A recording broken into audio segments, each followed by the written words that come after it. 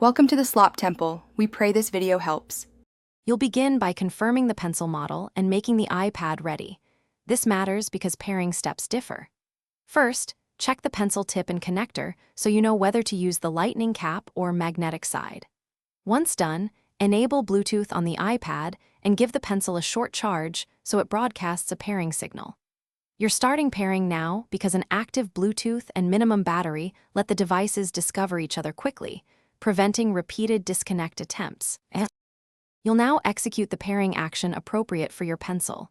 If it's first generation, plug the pencil into the iPad Lightning port or adapter. A pairing prompt appears, tap pair.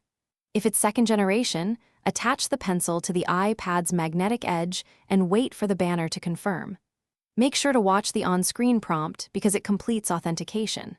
After the prompt, check Settings Bluetooth to see the pencil listed as connected, which verifies the secure link and enables pressure and tilt input. You finish by validating functionality and resolving common failures. Open Notes and draw to test pressure sensitivity, tilt response, and double tap on second-gen models.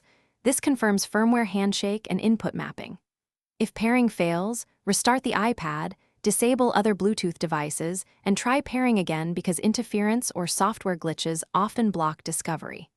As a final fix, charge the pencil fully, disconnect it from Bluetooth, then repeat the pairing sequence. That resets the radio. Thanks for watching. Consider subscribing if we helped you.